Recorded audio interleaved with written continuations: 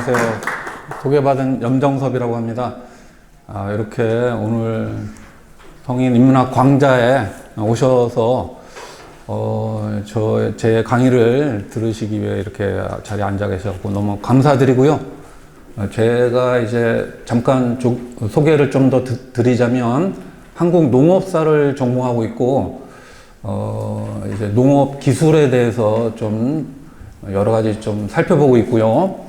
농업 기술에 대해서 살펴보다 보니까 토지라든지 또 뭐 수리시설이라든지 토지 개혁론이라든지 이런 걸 좀 살펴보고 있는데, 오늘 이 시간에는 이제 우리 학생들한테는 제가 전공했던 거를 조금밖에 못 가르쳐요. 그러니까 한 학기에 16주 강의를 하면 한 주 정도만 제가 전문적으로 강의한 거를 설명을 하고, 나머지 시간은 이제 조선의 정치, 뭐 사회, 문화 이런 걸 다 설명을 해야 되는데, 오늘 이 기회에 제가 이제 전문적으로 공부했던 거를 여러분들한테 설명할 수 있게 돼서 너무 감사드리고, 그리고 이제 이거를 이제 연구한 거를 논문이랑 뭐 책으로 쓸 때는 내가 다 아는 것으로 생각을 해서 이제 글을 쓰거든요.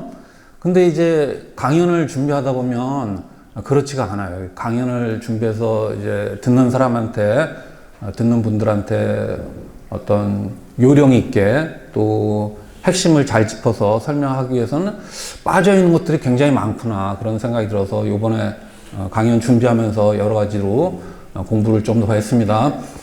그런데 또 좀 고백을 하자면, 제가 이제 오늘 이 자리에서 제가 어제까지 공부한 거를 여러분한테 설명을 드리면 저는 아마 내일이면 다 까먹을지도 모릅니다. 근데 여러분들은 이제 오늘 공부한 거를 계속해서 바탕으로 삼아갖고 또 이렇게 발전시켜 나갈 수 있지 않을까, 그렇게 생각이 됩니다.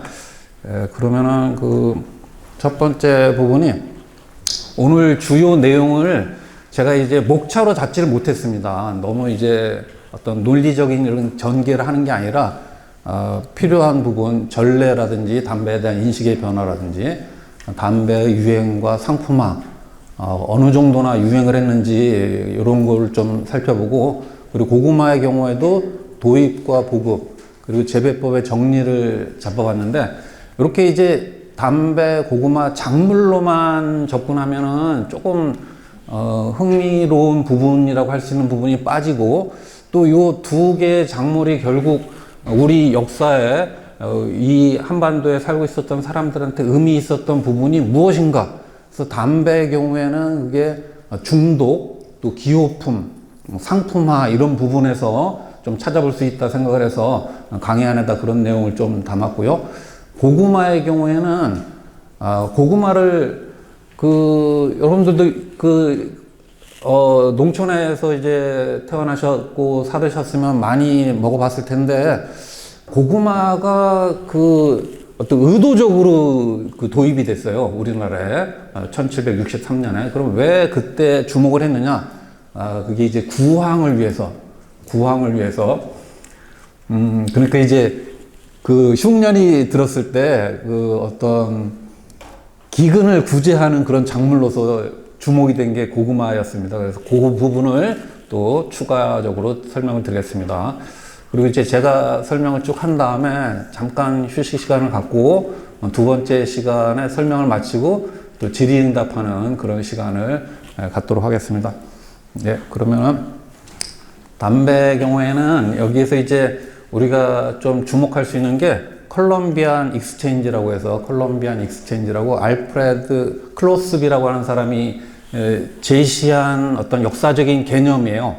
콜럼버스가 이른바 이제 신대륙이라고 하는데 도착을 했을 때, 거기에는 사람과 사람의 어떤 뭐 식민지 뭐 이런 등등의 어떤 교류 관계도 있지만, 그보다 더 중요한 게 이 익스체인지에서 교환이라고 하는 게 서로 주고받는 건데, 여러분들도 세계사 시간에 콜럼버스가 신대륙을 발견한 뒤에 나타나는 어떤 식민지 개척이 결국 뭐에서 연유하냐면 질병의 어떤 전파라고 하는 게 하나가 자리 잡고 있고, 뭐 홍역이라든지 뭐 천연두라든지 이런 질병의 전파, 그리고 이제 가축들도 왔다 갔다 해요. 그러니까 아메리카에 있었던 가축들이 이제 유럽을 건너가기도 하고, 또 여기서 이제 주목할 수 있는 게 그 작물들이 이제 왔다 갔다 하는데, 그 대표적인 것들을 좀 살펴보면, 유럽으로 건너간 것 가운데 옥수수, 토마토, 감자, 고구마, 그리고 맨 뒤에 있는 담배, 이런 게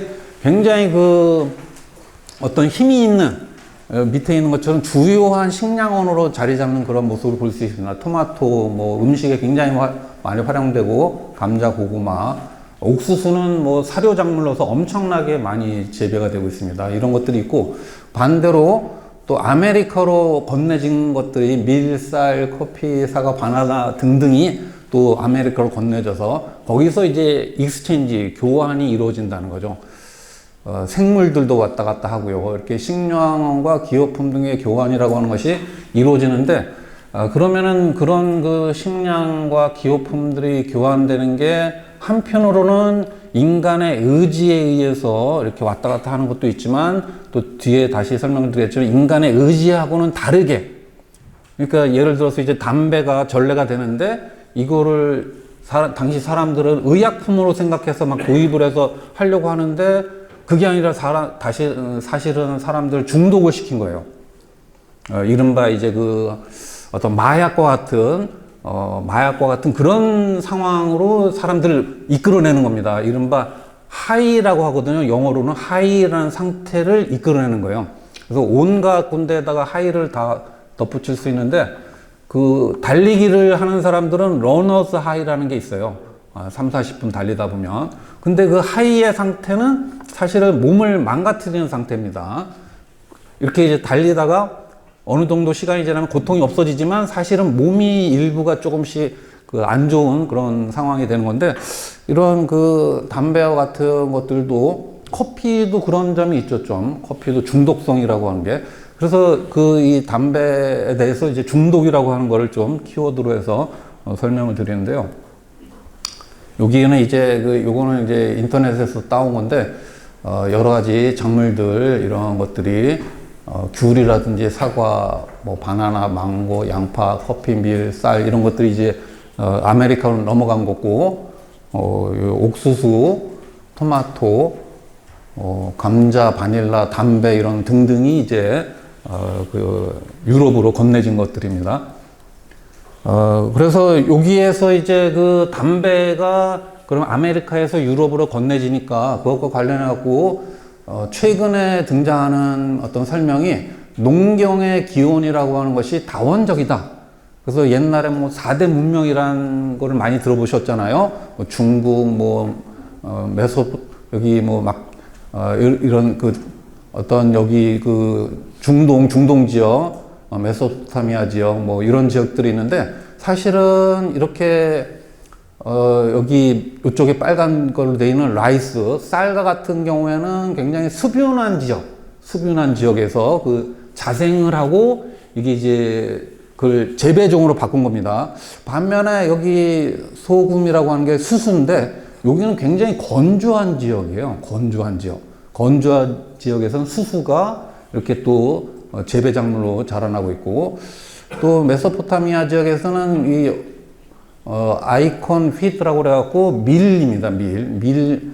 수수, 쌀, 그리고 이제 이 아메리카 대륙에 있는 여러 지역들에서, 그래서 여러 군데에서 세계상의 여러 군데에서 기후와 토질과 이러한 것에 적합한 그런 작물들을 이제 농사를 짓게 되는 거죠. 농경을 시작을 하게 되는 거죠. 그래서 예전의 설명에서는 그 농사를 짓게 되는 게 아주 자연스러운 과정으로만 설명을 했어요. 근데 제가 최근에 연구를 하다 보니까 이게 자연스러운 과정이 아니다. 왜 그러냐면, 농사를 짓는 거는 굉장히 그 일이 많이 들어갑니다. 노동을 많이 해야 돼요.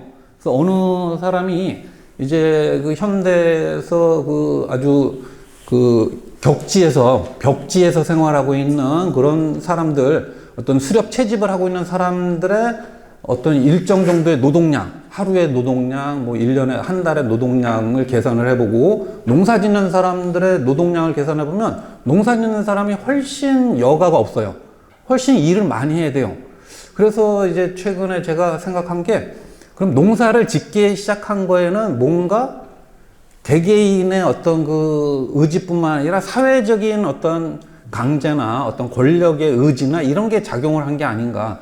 그렇기 때문에 이러한 지역들, 농경의 기원지라고 하는 지역들에서 어떤 사회가 어떤 고도화되고 복잡화되고 국가가 구성되는 그런 사태들이 벌어진 거다. 이렇게 생각을 해보고 있고요. 그걸 좀 더 나중에 이제 좀 더 정리해 가서 이제 설명하려고 하는데, 담배의 경우에는 남아메리카, 중앙아메리카, 북아메리카 남부 지역에 널리 분포하고 있습니다. 야생종이 분포하고 있고, 그래서 이거를 기원전 5,000년에서 3,000년 사이에 야생종을 재배종으로 순화하는 그 일이 벌어져요. 이 야생종에서 재배종으로 순화하는 과정은 굉장히 그 복잡한 그런 과정이 전개가 되는데, 여기 담배의 경우에는 정확히 알 수가 없습니다. 근데 밀의 경우에는 이제 고고학적인 출토 자료들 가운데 묻혀져 있는, 매장되어 있는 그런 탄화된 그런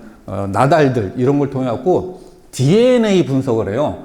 고고학은 그래서 그 역사의 문헌적인 어떤 연구가 아니라 자연과학적인 연구를 하는데, DNA 연구를 하는데, 그걸 보면은 그 야생종 가운데 재배종의 어떤 적합한 뭐 거기에 이제 어떤 그 이삭이 어떻게 매달리거나, 또는 거기에 매달려 있는 나달들이 어떤 식으로 전파가 되거나, 또는 나달의 어떤 크기라든지 성질이라든지 이런 거에 적합한 것들을 모아서 이제 재배종으로 만들어 나가는 과정이죠. 근데 이게 이런 기원전 시기에는 굉장히 오랜 기간이 걸리고, 지금 농촌진흥청에서 이거를 뚝딱 만들어내죠. 물론 뚝딱은 아닙니다. 거기도 이제 몇 개월 걸리고, 뭐 70년대 같은 때 통일교 만들 때는 뭐 몇 년이 걸리고, 그렇게 상당한 시간이 걸리지만, 이 시기에는 자연적인 그런 어떤 품종 개량의 과정을 거치는 거예요. 자연적인 품종 개량의 과정을. 그러니까 그 자연적인 품종 개량의 과정을 거치면서 이제 뭐가 또 여기에 이제 곁들여지냐면, 이런 품종과 그 다음에 그 품종을 이렇게 경작하는데 연결되어 있는 문화적인 것들이 이제 결부가 됩니다. 그러니까 담배를 재배를 한다라고 하는 거는 담배 재배를 통해서 획득할 수 있는 어떤 그 쾌락 또는 이로움, 그리고 담배 재배와 담배를 이렇게 어떤 그 이용하는 데 뒤따르는 문화들, 그게 이제 뒤따르게 되는데, 그래서 아메리카 대륙에서의 담배 이용 방법을 보면 흡연으로 이용을 해요. 흡연으로. 그러니까 이 작물 자체가, 이 식물 자체가 갖고 있는 독성 부분을 갖다가 다 이미 이걸 활용하는 과정에서 파악을 하고 있는 거죠. 그러니까 이거는 음식에다 넣어서 먹으면 안 되고, 이걸 이제 생으로 먹으면 안 된다. 겨우 먹을 수 있는 방법은 연기를 마시는 건데, 그 연기를 마시는 것도 잎 자체를, 각초라고 해서 잎 자체를 이렇게 불을 붙여서 마시거나, 대롱이나 관, 이게 이제 담뱃대죠. 담뱃대를 이용을 하거나, 종이에다가 담뱃잎을 돌돌 말아서 직원초, 골련이라고 하는 건데, 골련, 이렇게 이용을 하거나, 코로 담배 연기를 들이마시거나, 비연초라고 하고, 또 담뱃잎을 씹어서 교초, 이건 굉장히 독이 많이 이렇게 이제 섭취되는 그런 방법인데, 이런 것 등을 통해서 흡연을 통해서 담배를 이용했다.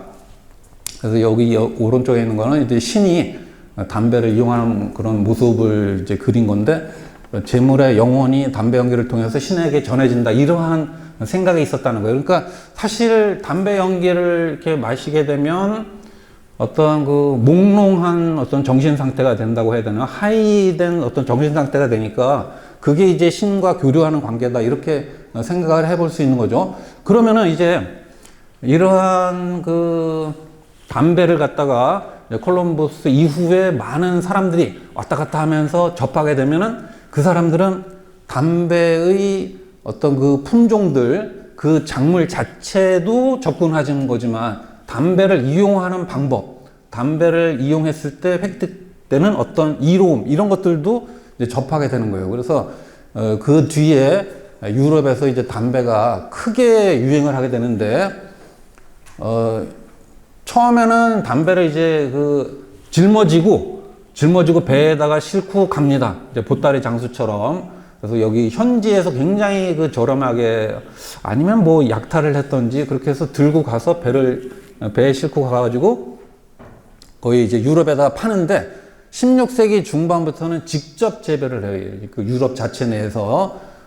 그때 직접 재배를 할 때 특히 사람들을 이렇게 막 몰리게 만들었던 게, 의학적인 소문으로 질병 치료와 피로 이완에 아주 효능이 있다. 16세기 후반에 스페인에서 니콜라스 모나르데스라는 사람은 만성질환도 치료하고 뭐 사기도 타파하는데 효능이 있다. 만병통치약으로 알려져요. 만병통치약.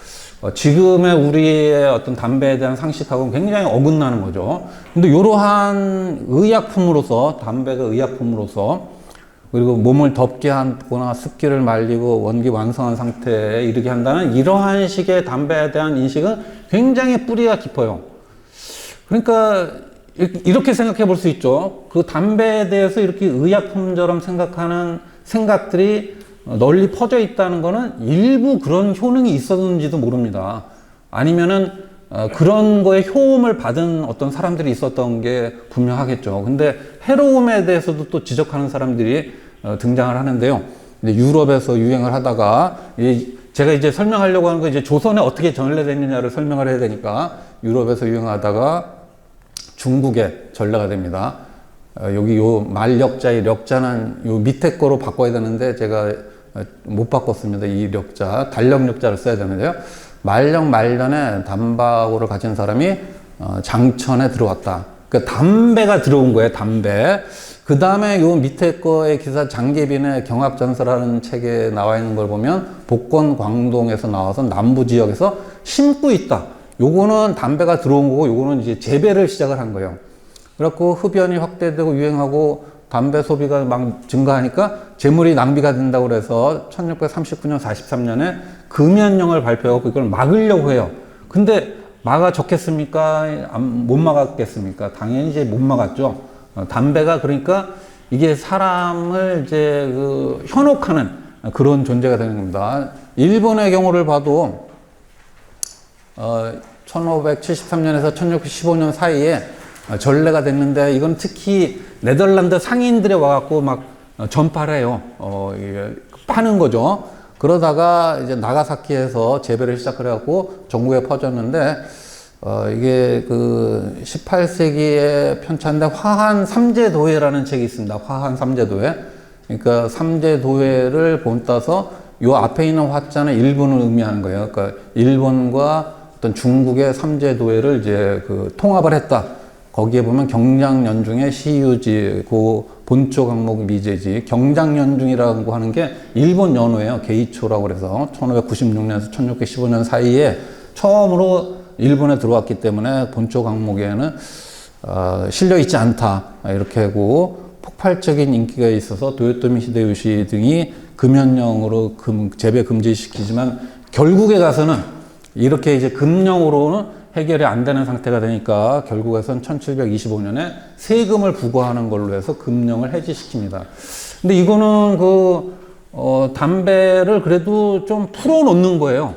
일반인들도 재배하고 상품으로 팔 수 있게끔. 근데 이제 그 담배가 갖고 있는 이득, 또 담배와 더불어서 중요한 또 이득이 되는 상품 작물이 인삼이었죠. 인삼 두 가지를 나중에는 전매를 시켜버립니다. 일본 애들이. 그런 상황이고, 이제 조선으로 들어왔습니다. 조선으로 임진왜란 무렵에 조선의 담배가 전래된 걸로 그렇게 이제 대부분의 사료에서 그렇게 등장을 해요. 그래서 신경미라는 분이 작년에 조선후기 담배 전래와 수용 양상에 대해서 박사 논문을 썼어요. 그래서 이분 글을 쭉 보니까 요런 표로 정리를 했더라고요. 담배 전래 시기를 임진왜란 무렵으로 기록한 자료를 보니까, 야승이라는 자료에서는 명종말 선조초, 남초라고 표현되어 있고, 명칭이 실암 선생 유고라는 책에서는 선조대 남초가 시작이 되었다. 그리고 이제 사기집 여기 또 이제 담배가 임진년에 전래가 됐는데, 여기 이제 명칭이 연다라고 나오고, 연다는 이제 뒤에 다시 또 나옵니다. 여기 임진왜란 당시에 남초가 승정원 일기에는 이제 전래된 걸로, 운창집에도 말력, 요또 말력도 잘못됐네요. 그 달력력자를 써야 되는데, 말력제는 그 임진왜란 당시에 조선에다가 원병을 보낸 말력제, 신종이죠, 신종. 그 천일록이라고 하는 그 18세기 후반에 화성의 그 유학자 우하영이라고 하는 사람이 쓴 책에도 명종, 선조 또는 임진왜란 때, 그래서 대부분 수남집, 안정복도 이렇게 표현하고 있어갖고 임진왜란 무렵에 도입된 걸로 대부분이 인식을 해요. 그 임진왜란 이전에 이제 명종된 건데 그건 좀 그 근거가 좀 불확실한 거로 그렇게 보이고요. 그러니까 이렇게 전래가 된 담배가 또 다른 전래 시기에 대한 설이 있는데 그거는 이제 문일평이라는 사람이 1939년 일제강점기 때 담배고라고 하는 책을 써서 유몽인과 이수광, 어우 유몽인과 지봉 이수광의 기록을 근거로 해갖고 그리고 인조실록의 기록을 근거로 해서 17세기 초반에 전래가 됐다라고 이렇게 표현합니다. 그리고 1623년 기록에는 담뱃불, 이게 담뱃불로 해서 화재가 발생하는 거는 예전에도 동일했던 거예요. 이게 이제 기록이 된 게 1623년이 처음인데 그 뒤에 이제 수많은 담뱃불로 인한 화재 발생, 이게 담배가 그 불씨가 굉장히 자그마하다고 해서 무시하면 안 되는 그런 상황인 거죠. 그래서 뒤에 어떤 사료들을 좀 소개를 해보겠습니다. 유몽인의 묵호고라고 하는 책에 보면 담파괴설, 담파괴가 그러니까 담배예요. 담바고가 담파괴가 됐다는 거죠. 그리고 이 글자가 보면 담이라고 하는 게 가래라고 하는 걸 파괴하는 덩어리, 가래를 파괴하는 덩어리가 이제 담배다. 일본 상선이 부산 포구에 배를 대고 약들을 팔았는데 담파괴라고 하고 가래를 잘 낫게 한다. 가래를 낫게 한다고 그래요. 지금 담배 해악을 얘기하는 사람이 가래가 생기는 게 해악이잖아요. 그러니까 다른 해석을, 다른 설명을 하고 있습니다. 그러니까 오히려 뱉어내게 하니까 그게 파괴된다라고 생각을 하는지도 모르죠. 여기 뒷부분을 보면 복용할 때 구리로 만든 작은 술잔에다가 채우고 불을 붙여서 자루 주둥이를 통해서 연기를 들여 마시는, 그 흡연하는 건 동일한 방식으로 흡연하고 있고요. 또 이 글에 계속된 내용을 보면 3, 4년 사이에 온 나라 사람들이 파도에 휩쓸리듯이 구매하였고 장안의 남녀와 어린애 늙은이를 가리지 않고 즐겨 태워서 연기를 마시는데 코를 비트는 악취가 거리에 가득하다. 그러니까 그 연기가 심한 냄새, 사람들이 좋아하지 않는 냄새라고 하는 건 동일했던 것 같아요. 이게 이제 1612년에 작성한 기사니까 3, 4년 전이면 1609년, 10년 그 무렵이죠. 그러니까 임진왜란 당시면은, 임진왜란은 이제 1592년에서 98년까지니까 그거보다 앞선 시기가 아니라 약간 뒤시기다 이렇게 설명하는 그런 내용이고요. 그래서 그 후기에 담배 피는 사람들을 그린 그림을 하나 이제 제가 넣었는데, 이 사람들이 굉장히 긴 장죽이라고 해요. 장죽을 이렇게 펴면서 칼춤 추는 거를 보는 그 신윤복의 그림 중에 일부입니다. 그래서 여기서 이제 뭐 외면하고 있는 듯 하면서도 또 곁눈질로 쳐다보고 있는 굉장히 점잖은 모습이죠. 칼춤을 점잖게 바라보는 그런 모습을 살펴볼 수 있고요.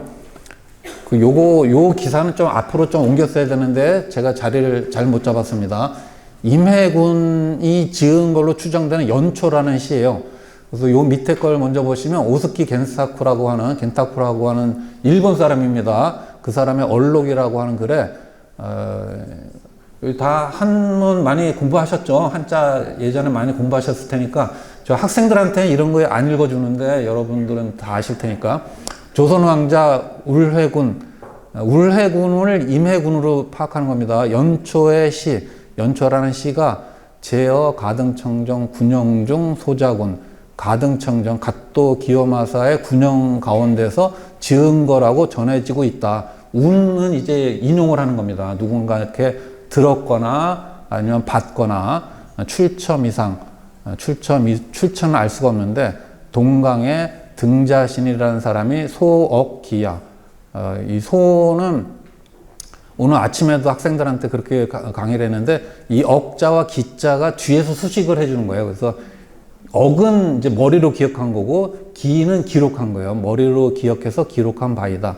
여기가 이제 시입니다. 오원절구 출토 자연기, 자연의 길을 토해내는 것이 철천일량운, 하늘을 꿰뚫은 한 가지의 구름과 같다. 종일 애무진, 종일토록 사랑함에도 끝이 없으니 호시 수중군, 군은 그대예요. 당신, 사랑하는 당신입니다. 진실로 수중의 당신이다. 소매 속의 그대다. 그러니까 이게 그 담배를 피기 시작하면 끝이 없이 폈나 봐요, 당시에는. 그래서 이제 하루 종일 그냥 담배만 피고 거기에 폭 빠져 있고 하루 종일 하이 상태에 있는 거죠. 뭔가 할 일이 없는 사람일 경우에는 또 시간을 보내는 굉장히 좋은 방법이라고 제가 얘기하면 안 되겠죠. 그랬다는, 저는 오히려 그래서 이렇게 얘기합니다. 공부를 하다 보면, 그 하이 상태에 간다. 그래서 이름을 붙였어요. 스튜던트 하이라고. 그리고 또 이름을 붙였어요. 이렇게 강의를 하다 보면 강의에 집중이 돼서 저도 모르는 사이에 어떤 흥이 오르고 막 전혀 생각나지 않았던 단어들도 막 생각나고 묘사도 하고 그걸 이제 티처스 하이라고 이름을 붙였습니다.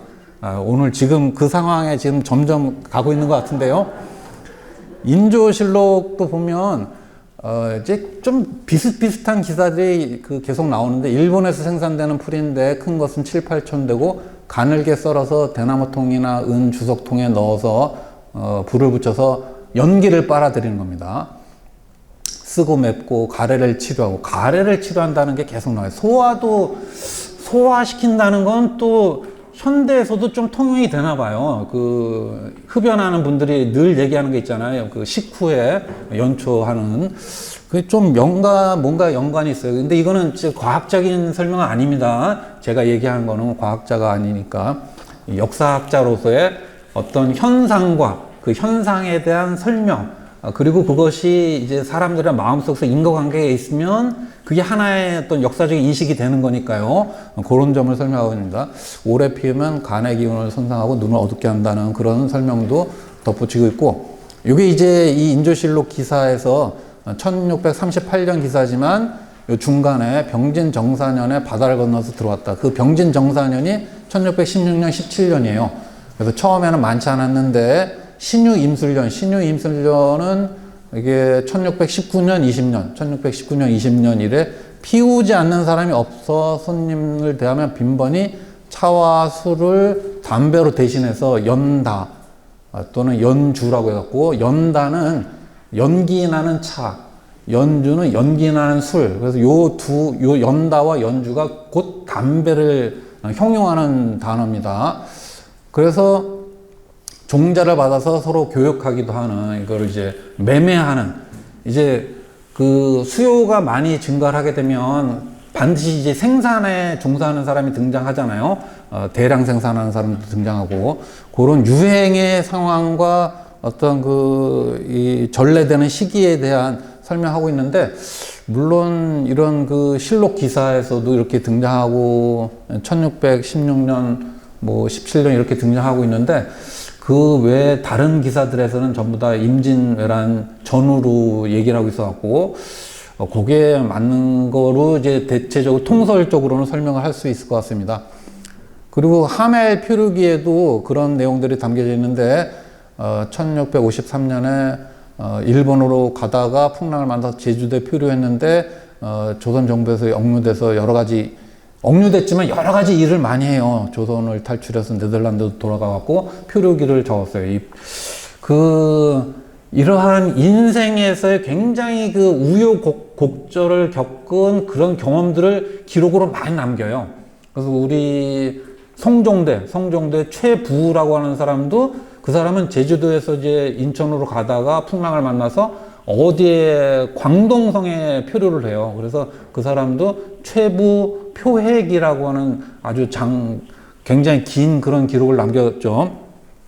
그리고 이제 하멜은 여기다 제가 쓰진 않았지만, 강진 지역에 가면 하멜이 기획하고 계획했다라고 하는 그런 수로 시스템, 보호가 여러 개가 있는데 그 보호들을 서로 막 연결시켜 갖고 물이 이렇게 강진의 그 병영을 이렇게 감싸돌게 하는 그런 수로 시스템하고도 연결되는 분인데, 이분은 뭐라고 설명하냐면 담배가 성행하는데 4, 5세 때 이미 배우기 시작하고 남녀가나 피우지 않는 사람이 없다. 그래서 은으로 매매를 하고 있고 남반국, 담배가 나오는 남반국을 가장 훌륭한 나라로 쳐다보고 있다라는 그런 견문도 남기고 있습니다. 담배 유행을 조금 더 설명을 드리면, 택당 이식이라는 분, 이 택당 이식이라는 분은 문장을 잘 지은 사람이에요. 문장을 잘 지은 사람. 그래서 한문이라고 하는 것도 이게 읽어보면 어떤 굉장히 그 운율이 맞고 어떤 그 의미가 제일 잘 전달이 되고 묘사도 풍부한 그런 분들이 있는데, 그런 분으로 지목되는 분인데, 남령초가라고 하는 글을 썼습니다. 거기에 본명은 담박괴이고 지아국 여기 차명, 아국에 이르러서 이 이름으로 바꿨다. 이 굉장히 긴 시인데 제가 이제 다 인용을 하려다가 이제 좀 핵심 내는 데만 인용을 했습니다. 이를 맛본 10명 중 8, 9명은 어찔어찔. 이 해석은 제 해석이 아니라 한국 고전번역원에 올라가 있는 건데요. 식자 10인 8, 9현. 먹은 사람 10명 가운데 8, 9명은 어찔어찔하다고 한다. 좀 약간 핑 도는 거죠. 그게 이제 좀 중독의 상태고요. 양의 일견 가제조. 양의가 한번 보고 이 약재를 조제하는데 더한다. 이 조자가 굉장히 아주 뜻이 훌륭한 글자죠. 조제. 뜻이 훌륭한 글자 2개를 약을 만드는 데 쓰고 있어요. 우리나라의 나중에 이제 용어를 만든 사람이 이 조제라고 하는 아주 훌륭한 글자를 약에다가 쓰고 있으면 약사가 굉장히 훌륭한 일을 한다는 거죠. 조제, 양의 일견 가조제. 그러니까 이 담배를 명의가 의약품으로서 그렇게 활용하고 있었던 거고요. 요거는 이제 여기 오른쪽에 보면 담배 피고 있는 지주로 생각되는 사람이 있습니다. 요거는 이제 요 그림은 경직도 가운데 썰어질하는 거의 일부분이에요. 경직도. 나중에 이제 기회가 되면 경직도가 뭐냐면 경은 농사 짓는 거고 지금 누에를 쳐서 비단을 짜는 거예요. 그래서 그 두 가지를 농업사회에서, 왕조사회에서 누가 가장 열심히 이걸 해야 되냐 하면 농민들이 해야 되는데, 권장해야 되는 가장 총책임자가 누구겠습니까? 왕조시대 왕들이죠.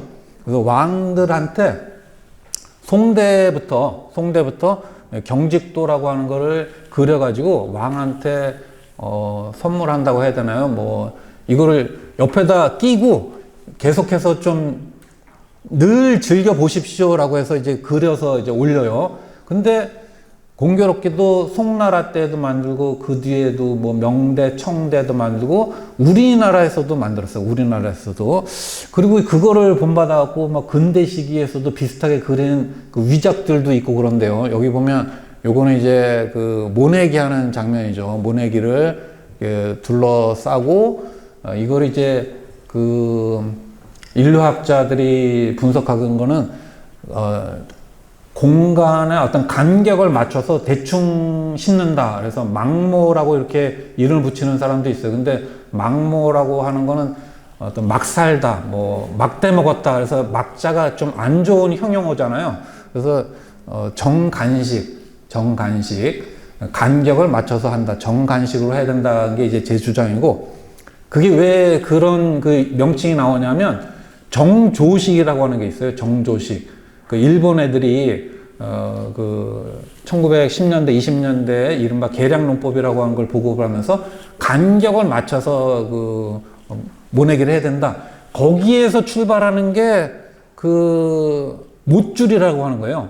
못줄 아시는 분 많죠? 모내기를 할 때 양쪽 가로로 가로지어가지고 거기에 이제 표시를 해서 그 간격으로 이렇게 심어라. 간격에 맞춰서. 못줄이 거기 나오고 모판이라고 하는 것도 있어요. 정사각형으로 해서. 근데 그건 다 일본식 방식이에요. 일본식 계량론법. 근데 우리의 그 이전에 모닝하는 방식은 이것처럼 정조식이 아니라 정간식. 여기 이제 썰애질도 하고, 여기 번지질도 하고, 여기서 이제 북을 치면서 장단을 맞추고 있고, 오른쪽 위에 보면 이제 이 모를 쪄서 이제 운반하는 그런 모습도 있는데, 그걸 이제 지켜보는 사람이 있는 거죠. 지주가. 그러니까 아까 어떤 경직도가 이제 중국하고 조선에서 만들어진 거를 잘 조합을 해보면 사회적인 상황, 어떤 당시의 사회 성격, 특색, 이런 걸 볼 수 있는 그런 게 될 것 같습니다. 그러니까 여기에서의 담배 피는 모습은 여유로움이죠. 여유롭게 이 옆에 이쪽에 있는 사람은 다 땀 흘려서 일하고 있고, 지주는 여유롭게 옷도 갖춰 있고, 그리고 여기 좀 잘렸는데 항상 어린아이들을 데리고 다녀요, 지주가. 그러니까 보고 배우는 거죠. 보고 가르치는 거죠. 그런 거를 볼 수 있고요. 담배 재배법이 점차적으로 정리가 됩니다. 그래서 고상한이라는 사람이 1619년에 서문을 쓴 농가 원령이라는 책을 쓰는데, 이 책의 2월절 경칩을 보면 남초 종자를 파종한다. 그러니까 1619년 이전에 조선에서도 재배하는 방법이 자리를 잡아나가고 있는 거예요. 부남초정, 선의소변, 다쇠소부, 부토취건, 부종이라고 해서 이 소변을 종자에다가 묻히는 방법이에요. 굉장히 좀 어색하죠. 지금은 종자 소독을 해서 지금은 이제 파종을 하니까. 근데 당시의 관념에서는 시비를 하는 방법이 가장 원초적인 게 종자에다가 시비를 하는 거라고 보고, 그 다음이 이제 주의기에다가 시비를 하는 거고, 그거보다 이제 더 나아가는 게 이제 땅에다가 시비를 하는 거예요. 분전이라고 해서 분전, 분양, 요거는 분종. 그리고 이렇게 심었던 거를 5월 달에 가서 모내기를 합니다. 우후 이 남초종이라고 해서. 요 고상한이라는 분은 지방 수령을 많이 역임하신 분이에요. 그래서 이 농가 원령이라고 하는 책을 쓰면서 자기가 견문했던 거, 그리고 농민들한테 들었던 거, 그런 거를 이제 정리해서 원령으로 맞춰서 입춘우수 경칩으로 가는 춘분 이렇게 그거에 맞춰갖고 하지, 망종, 처서 이렇게 가는 거기에 맞춰서 이제 할 일들을 정리한 건데, 그 중에 이제 담배 재배하는 게 들어가 있고요. 그런 것들이 이제 제가 이거는 다른 부분인데, 여러 글들 속에서 지역의 어떤 농법들을 정리한 그런 책들이 만들어지고 있는데, 그 대부분은 농인, 농부, 노농과 친근한 관계 속에서 획득한 특정 지역의 특유한 농법들을 정리해서 농서를 만들고 있다. 이런 거를 말씀드릴 수 있고, 의약품으로 파악된 담배에 대해서 소개한 글을 보면 지봉 이수광이 승평지라고 하는 걸 쓰는데, 이 승평지는 승주, 순천이죠. 승주, 남영초, 본명, 담바고, 남방이, 용이, 치담습, 유효, 기법, 추출, 왜곡. 그래서 담습을 치료하는데 사용하면 효험이 있다. 그리고 그 외에도 기를 조절하고, 풍기를 다스리고, 수명 연장, 폐 위를 조화롭게 하고, 목공을 깨끗하게 하고, 새벽녘 찬 기운에 기침이 나올 때 좋고, 눈도 잘 보고, 만병통치약이죠. 만병통치약. 이 중에 몇 개는 또 효험이 있는 것 같기도 해요. 위를, 새벽녘, 수명 연장은 장담 못 합니다. 이거는 이 사람이 주장해요. 그걸 이제 받아들일 건 받아들이고, 이제 배척할 건 배척을 해야 되죠. 두통 구충에는 또 모르겠습니다. 정확하게. 그래서 여기서 소개하는 김홍도의 타작, 여기 웃으면서 타작하는 사람이 내리치는 이 나무 등거를 갖다가 개상이라고 부르는, 이것도 하나의 농기구였습니다. 농기구. 그리고 그 위에 있는 사람은 김홍도가 작정하고 그린 거죠. 이 사람은 좀 술을 먹었다. 그래서 술 먹은 티를 얼굴 색깔에다가 표현하고 여기 신발에다가도 표현한 거예요. 신발이 어긋나게 가지런하지 않죠. 근데 그 사람은 이제 술 먹으면서 담배를 피면서 이제 작업하는 걸 보고 있는. 그래서 이 사람을 지주라고 보기는 어렵고 마름으로 봐야 되겠다. 근데 요렇게 이제 그 활용이 되고 있고요. 요 부분은 제가 좀 빼야 되는 건데 잘못 넣었습니다. 이 남초는 요거는 이제 고추를 좀 정리를 하다가 이걸 지워야 되는데 못 지웠으니까 그냥 넘어가겠습니다. 홍만선의 산림경제는 그 이제 조선의 농사편찬에서 굉장히 중요한 책인데 요것도 종합농소를 지향하고 있고 중간중간에 속방이라고 해서 노농들의 경험과 지혜를 모아놓은 걸 수록하고 있다. 그런 정도로 넘어가도록 하겠습니다. 요거는 이제 산림경제라는 책은 간행이 된 적이 없어요. 다 필사본으로 이렇게 여러 사람들 사이에서 유행을 했어요. 그래서 저한테도 어떤 분이 이제 메일을 보내갖고 자기 집안에 산림경제라는 책을 갖고 있는데 이 책의 내용에 대해서 문의한 분도 있어요. 그래서 저도 그거를 받아서 이렇게 살펴보니까 산림경제 가운데 가장 그 요긴한 부분을 뽑아갖고 초록해서 만든 책을 그 집안에서 보관하고 있더라고요. 이 책은 그래서 굉장히 그 효용성이 높았던 유행했던 그런 책인데 개인이 만들었기 때문에 국가적으로 간행은 되지 못했습니다. 그 국가적으로 농사를 간행하지 못한 거를 정조가 하려고 했죠. 정조. 그건 다음 기회에 한번 기회가 되면 설명을 하고요. 담배가 이제 상품화되는 거가 생산, 소비, 유통, 이게 이제 그 대중들이 어떤 중독되고 기호품으로 활용하는 그러한 선택의 과정을 거쳐서 상품화가 됩니다. 그걸 보여주는 자료가 경상도 민요 가운데 단박이 타령인데 귀야 단박이야 동네나 울산의 단박이야 은을 주러 나왔느냐 금을 주러 나왔느냐 은도 없고 금도 없고 단박이 씨를 가지고 왔네. 단박이 씨가 그러니까 은과 금에 버금가는 그래서 상품성을 갖고 있는 이거를 통해서 생산을 하면 그걸 갖고 경제적인 이득을 꾀할 수 있는 그런 대상이라는 거죠.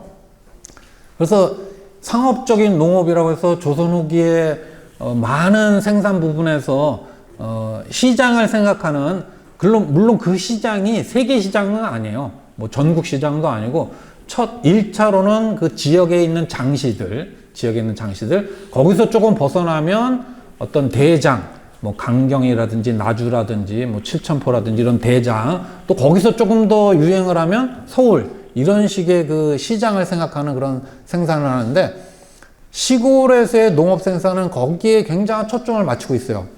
그런데 이거는 이제 제가 그 이옥이라고 하는 사람의 백운필이라는 데서 인용한 건데 한양의 백성들은 가난해도 집 한켠에 꽃과 나무를 심어요. 그러니까 화훼를 심습니다. 이렇게 예쁘게 꾸미는 거를 굉장히 고민을 해요. 근데 시골 백성들은 상품 작물인 담배를 심거나 땅을 묵힐지언정 꽃을 심지는 않는다. 그러니까 이건 어떤 지향점의 차이를 보여주는 거야. 근데 다른 한편으로 한양은 웬만큼 사는 사람들 동네, 시골은 이제 살기 위해서 분투해야 되는 동네, 그런 차이점을 보여주는 거죠. 담배 주요 산지로 이게 이제 여러 사람들 글에서 등장하는 게 특히 우하영이라든지 이런 사람들의 글에 등장하는 게 전라도 진안 장수, 평안도 삼등 성천, 강동 평양, 황해도 신계 국산 토산, 강원도 금성 안협, 충청도 정산 영양. 그래서 진안 3등이 유명했기 때문에 진삼초라고 초라고 하는 게 이제 담배를 가리키는 건데 대체적으로 보면 평양을 제외하고는 다 산지죠. 산지에서 그리고 그 영조대 기록을 보면 전라도 지역에서는 굉장히 그 산지를 포함한데 굉장히 그 담배를 많이 심어갖고 그 어떤 분의 그 기록인데 그 양반이 1710년대 무렵에 지나갈 때는 띄엄띄엄 있었는데 1730 몇 년쯤에 한 20년 정도 지난 다음에 보니까 거의 대부분이 담배밭이다. 이런 지적을 하고 있고, 정조대 가더라도 이런 담배가 굉장히 많이 생산되고 있다는 거를 곡물 생산에 차질을 빚을 정도로 많이 생산하고 있다. 그런 지적들도 나오고 있습니다. 그래서 담배를 이렇게 말리기도 하고, 담배를 썰기도 하고, 그렇게 진행하고 있고요. 이 부분은 제가 이제 추가로 이제 설명을 드리려고 한 건데, 이 앞에 것만 추가로 설명하고 뒷부분은 좀 넘어가겠습니다. 인삼을 굉장히 귀중한 풀로 지목을 해서 국가적으로도 공납을 해야 되고, 또 국제무역, 청나라하고 무역에서도 주요한 수출품이었고, 또 약재로도 많이 이용이 됐습니다. 그래서 점점 18세기 초반부터 가삼이라고 하는 것이 생산이 돼요. 가삼 들어보신 적 있죠? 집가자에다가 삼삼자, 가삼. 지금은 안 쓰는 말이라서 여러분이 들어본 적이 없을 텐데, 그 18세기 초반에 인삼은 뭘 인삼이라고 했냐면 산에서 채취한 걸 인삼이라고 그랬어요. 산에서 채취한 거. 그리고 가삼은 사람이 키운 삼을 가삼이라고 불렀어요. 사람이 키운 삼을. 근데 이게 산에서 채취한 것보다 사람의 키운 가삼이 대종이 돼버리니까, 대다수가 가삼이 돼버리니까 가삼이라는 말 대신에 이걸 인삼이라고 쓰게 됐고, 옛날에 인삼이라고 쓰던 거는 이제 산삼이라고 쓰게 된 거죠. 그래서 가삼이라고 하는 것이 조금만 부연 설명드리면, 지금 가삼의 원산지를 주장하는 데가 여러 군데예요. 경상도, 또 충청도, 전라도, 내가 특정 지역은 말씀 안 드리겠습니다. 전라도 쪽에서도 우리가 가삼을 처음 생산했다. 충청도 어느 지역도 처음 생산했다. 경상도 어느 지역도 처음 생산했다. 사실은 우리가 남북 통일돼 있으면 개성 사람들이 등장하겠죠. 우리가 원조다. 이제 원조 논쟁을 하고 있는데, 그래서 제가 거기다가 발을 들이면 또 문제가 생길 수 있으니까 말씀 못 드리는데, 가삼을 키우는 사람이 이제 산포를 넓혀서 의식을 화려하게 꾸밀 수 있을 정도로 수익을 거두고 있다. 높은 가격을 하고 있다는 거죠. 그래서 그럼 왜 가삼을 생산을 하느냐? 당연히 이런 높은 가격, 그리고 인삼업, 산업이 돼가고 있는 거예요. 생산해서. 그거를 이제 개성 사람들은 산포 운영에 그치지 않고 홍삼을 제조하는 데까지 나아갔기 때문에 어떤 한 단계 진전된 그런 인삼의 생산과 판매, 유통을 장악하는 그런 상권을 형성할 수 있었던 거죠. 개성 상인들은. 그래서 그거가 이제 일제시대 때 조선 총독부 시정 7주년 기념 엽서예요.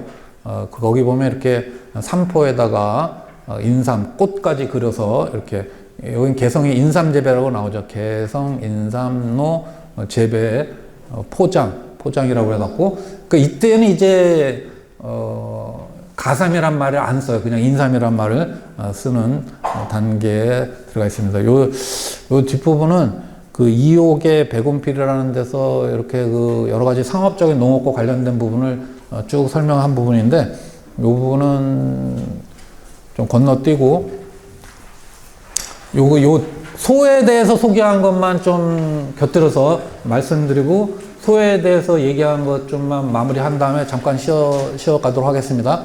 소라고 하는 것이 조선시대에는 우금이라고 해서 소를 잡아먹는 거를 금지를 시켰어요. 우금. 근데 이 이옥이라고 하는 사람이 1790 몇 년에서 1800년대 초반에 지금의 화성군 지역, 화성시 지역에서 살고 있었는데, 거기에 쌍부라고 하는 지역을 가서 보니까 1000마리의 추구를 대량으로 기르고 있는 사람이 있는 거예요.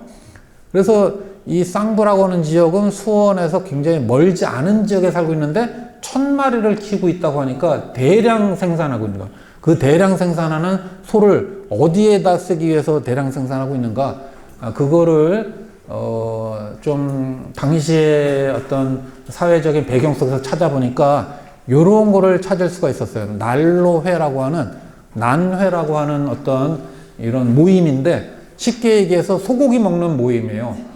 날짜를 정해서. 근데 소고기를 먹는데 그것도 추울 때, 눈이 올 때, 이게 눈이 있죠.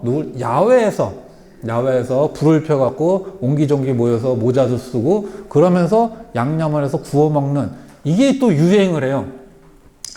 이게 이제 중국에서 전래된 건데 18세기 후반에 이 난로회라고 하는 것이 서울 일대 아주 폭풍처럼 휩쓸고 지나가는 유행이 되어버립니다. 그래서 급기야는 정조가 규장과 각신들을 모아서 난로회를 해요. 후원해서.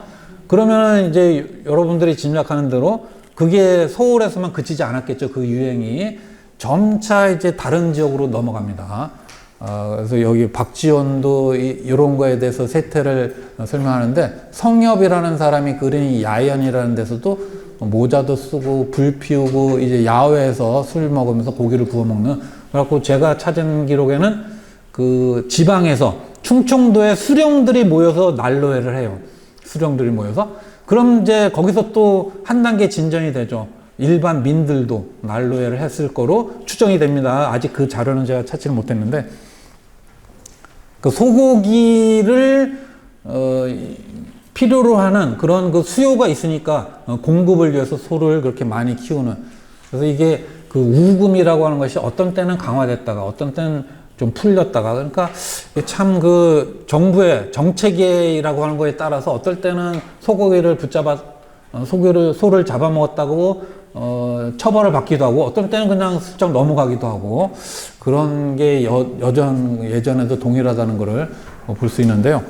화해는 요건 좀 생략하라고, 그 이제 담배에 대해서 설명하는 것 가운데 이제 끝부분이 되는데, 지역에서의 어떤 담배를 생산하고 판매하는 그런 양상을 예전에 좀 살펴본 게 남한강 유역에서 광주 양평 일대 용인읍이나 충주 일대 청풍 단양, 그러니까 남한강이라고 하는 게 그 지금은 그 댐으로 해서 왔다 갔다 못 하잖아요.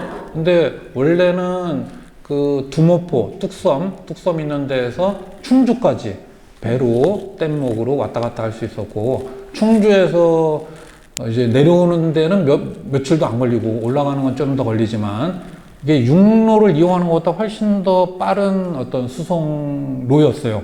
교통로였던 거죠.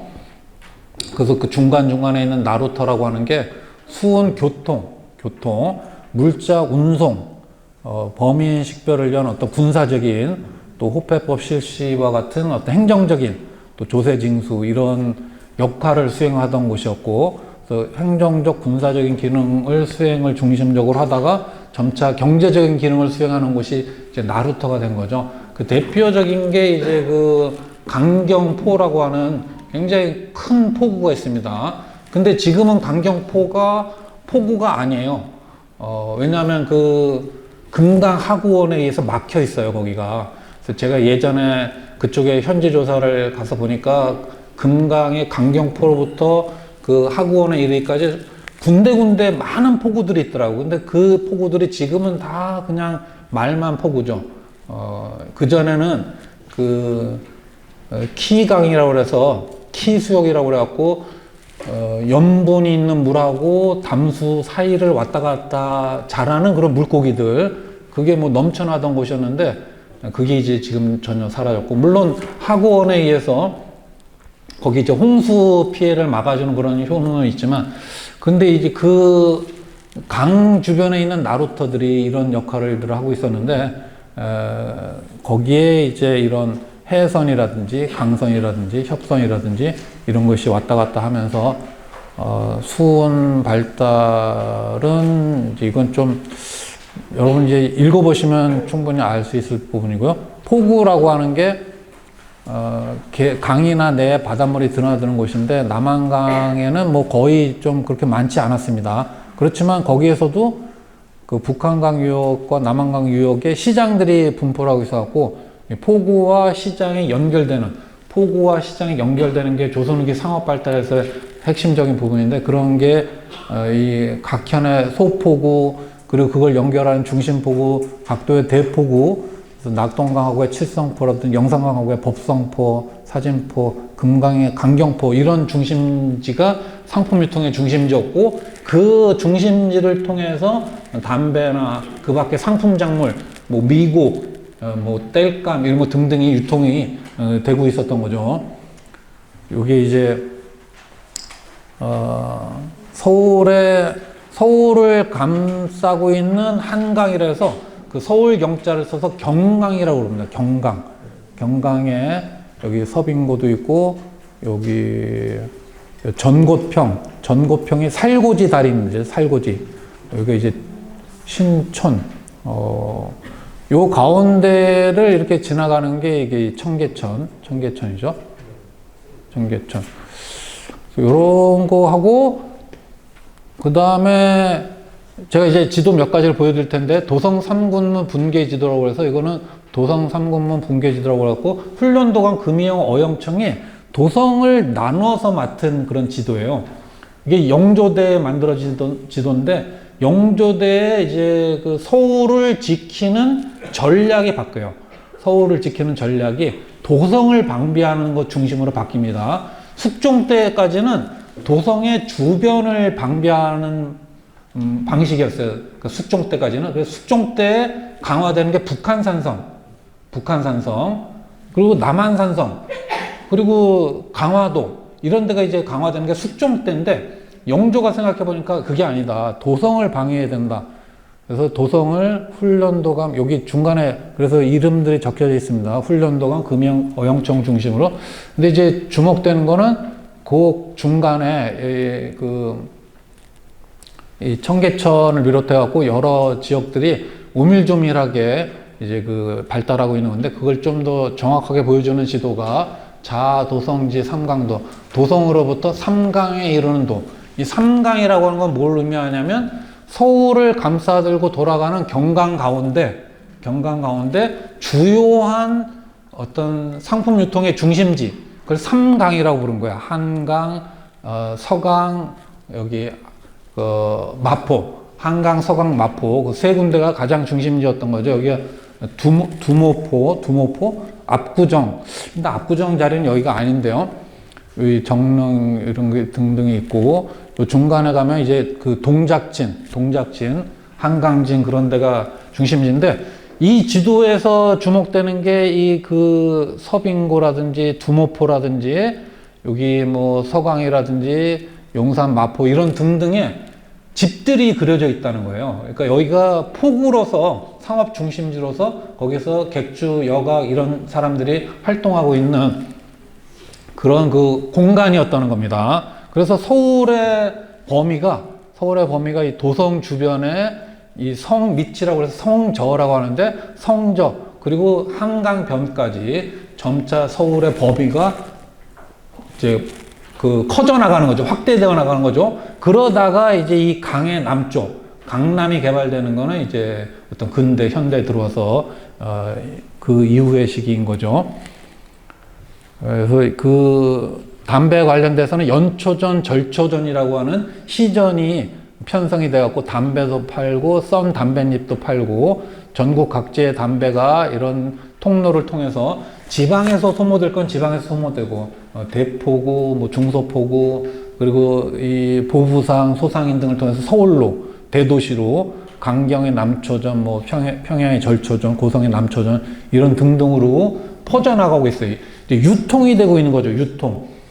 그래서 그 유통의 중심지 바로 이제 장시라고 하는 곳인데 서희구가 임원경제지라고 하는 책 가운데 예규지라고 하는 걸 썼어요. 예규지가 이제 그 상품 유통에 관련돼서 정리한 책인데 거기에는 큰 규모의 장시의 181곳에서 담배가 거래 품목으로 이렇게 유통되고 있는 그런 거를 보여줍니다. 거기는 이게 거래 유통 품목들이 다 기록이 된 게 아니라 주요한 것만 기록을 한 거예요. 그 중에 담배가 상당 부분을 차지하고 있는 것이고요. 요 그림은 굉장히 희귀한 건데 18세기 후반에 그 전라도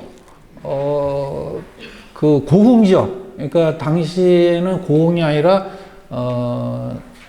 그 지역에 살고 있었던 위백규라는 사람이 있는데 그 위백규라고 하는 사람이 서울에 찾아왔다가 그린 그림이에요. 거기에 이제 이 종로 사거리에 시전들이 이제 이렇게 자리 잡고 있는 거를 보여주고 있습니다. 그래서 여기는 이제 돈화문으로 보는 창덕궁, 그 옆에 이제 명륜당, 창덕궁과 창경궁을 합쳐 그렸죠.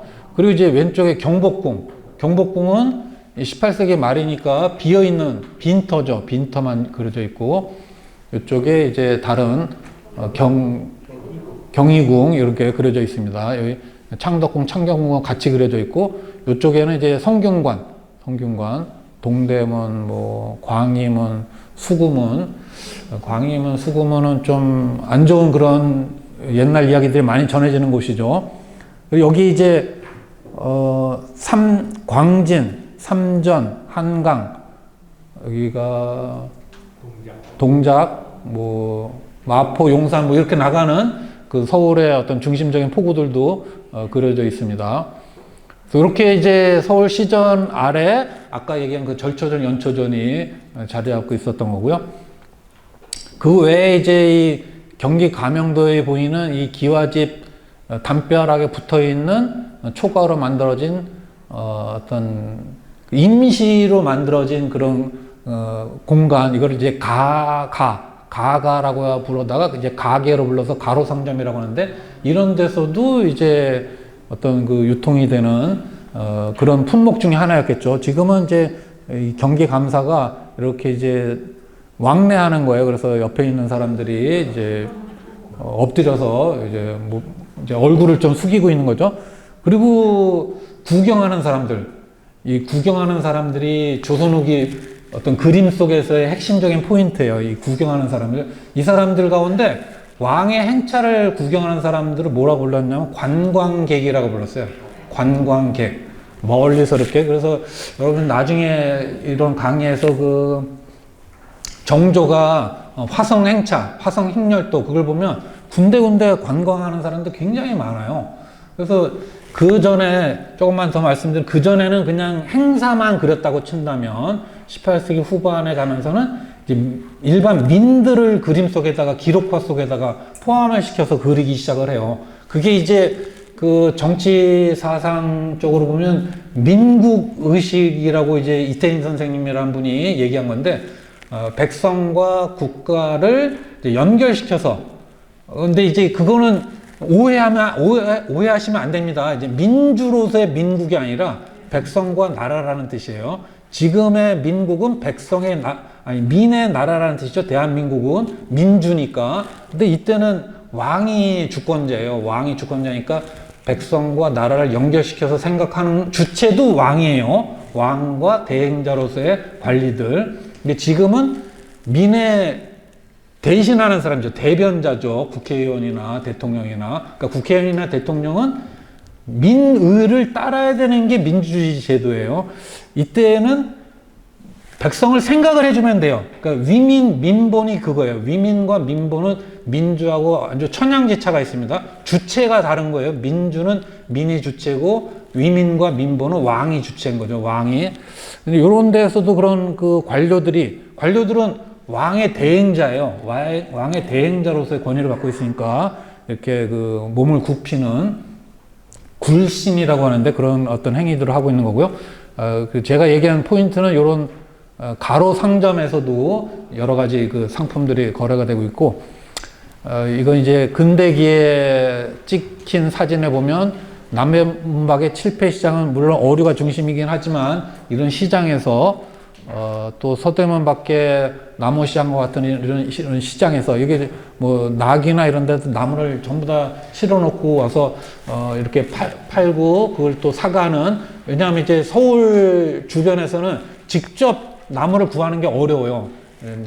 그 산에서 너무 많이 잘라냈기 때문에. 그래서 이렇게 멀리서 가져온 거를 이제 사가는 거죠. 좀 정리를 좀 해보면, 이제 기호품이 되고 그런 상품화가 되는 건 중독이 됐기 때문이다. 그 외래에서 전래된 작물인데 그게 왜 조선에서 크게 자리를 잡았는가? 중독의 어떤 그 높은 가능성, 그리고 기후품으로 자리 잡음, 특히 상류층을 중심으로서 특화되고 연다와 연주로 불리는 이 수요가 급격하게 증가해갖고 뭐 남녀노소 대신 천인에 이르기까지 전부 다 담배를 피게 하고, 그래서 예찬론자들도 굉장히 많고, 그리고 담배대의 길이와 신분의 차이가 이른바 이 장죽은 요 설대가 굉장히 긴 거예요. 아까 그 기녀들의 그 그림에서 보이는 것처럼. 그러면 장죽으로 담배를 피려면 혼자서 못해요.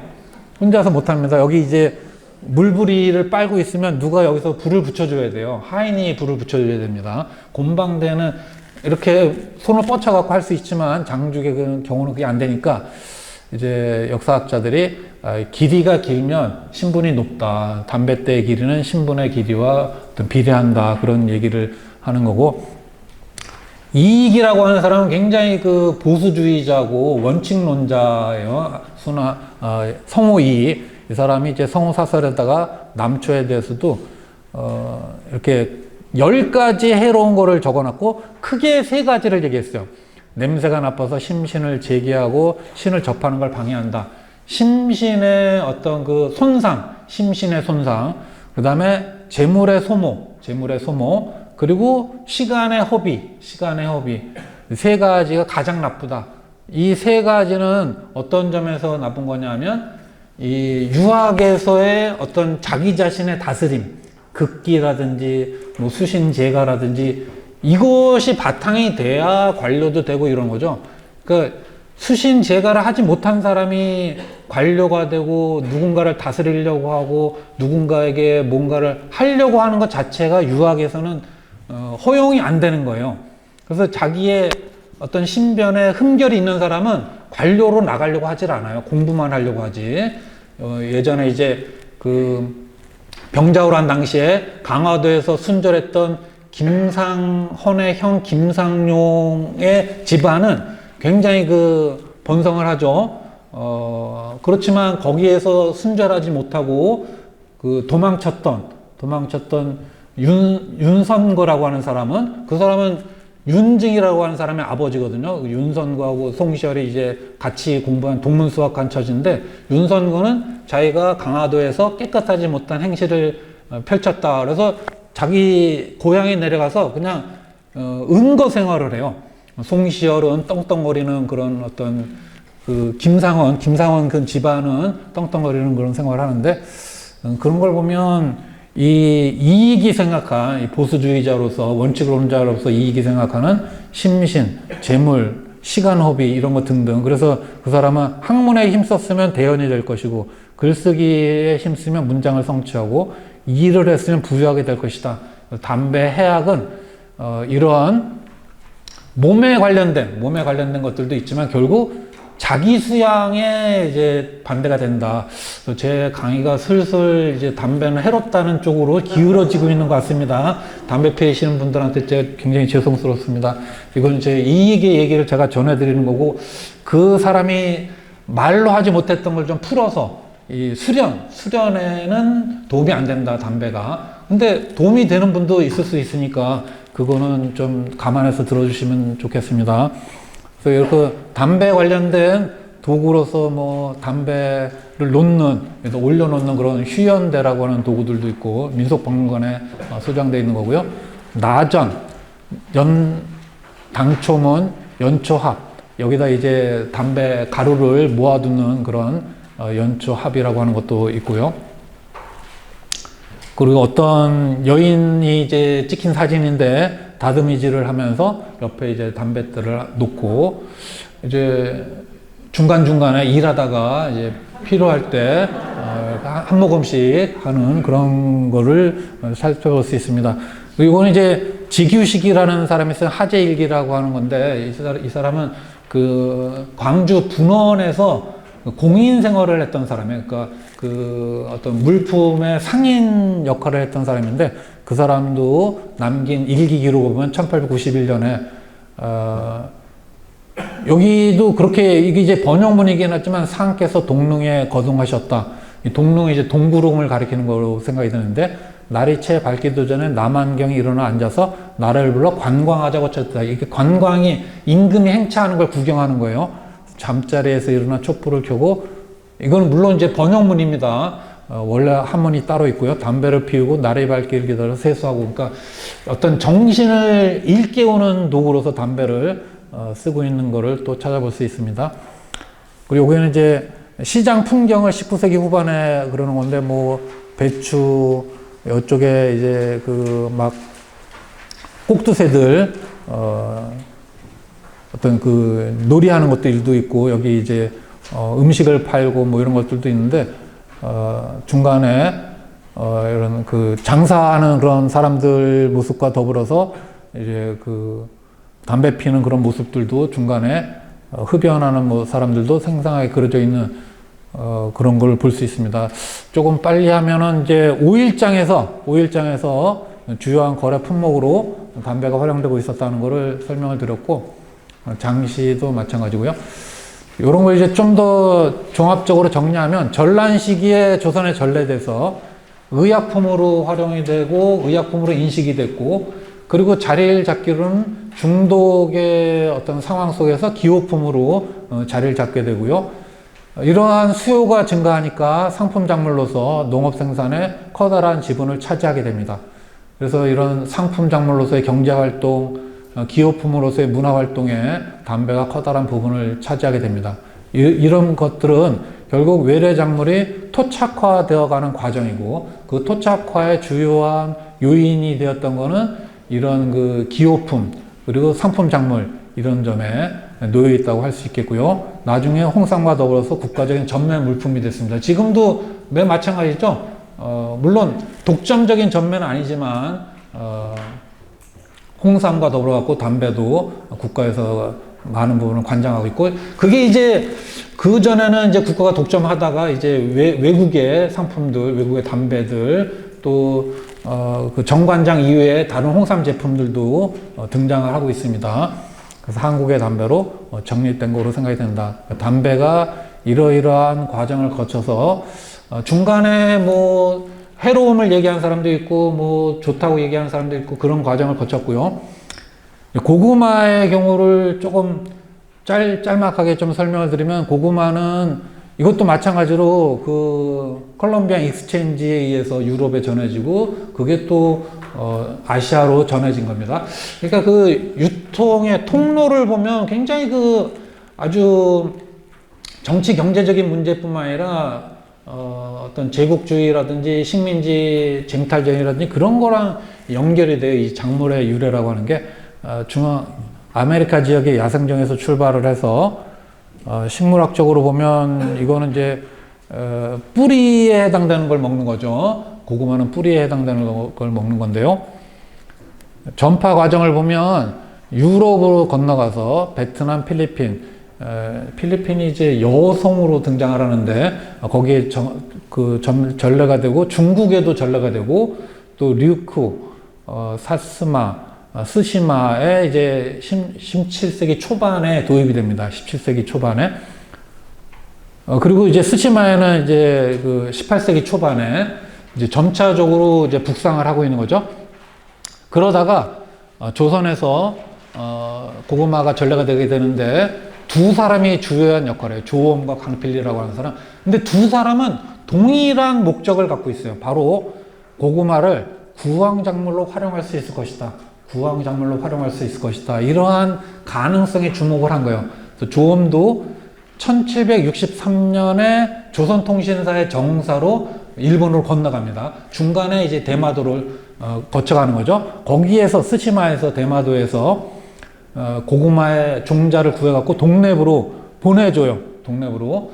그래서 이 조엄의 역할은, 이 양반이 이제 이 통신사를 갔다 오면서, 이것도 이제 본인의 어떤 인생에 있어서 굉장히 중요한 하나의 경험이니까 해사 일기라고 하는 일기를 남겨요. 그리고 여기에 통신사에 참여했던 굉장히 많은 사람들이 있는데, 뭐 한 수백 명에 가까운 사람들이 있어요. 거기에 세 사람이 이제 정사부사 서장관이 세 명이 주요 역할을 담당하는 관리들이고, 그 외 종사관들, 뭐 의원들, 뭐 통역들, 일꾼들이 이제 수백 명이 따라가는데 그 사람들 가운데 많은 사람들이 그 기록을 남겨요.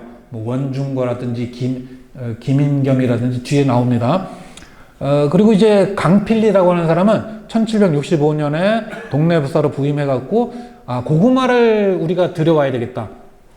그러니까 요 1760년 요 이전 상황에서 조엄도 그렇고 강필리도 그렇고 뭐 이광정이라든지 뭐 그런 사람들이 고구마라고 하는 게 있다. 고구마라고 하는 작물이 있다. 이거를 대략 어떤 생산량이 많고 또 이렇게 구황에 아주 요긴하다라는 걸 생각을 하고 있었던 거예요. 그래서 계속해서 도입을 하려고 이제 노력을 하는데, 성대중이 쓴 일본록이라고 하는 거면 여기에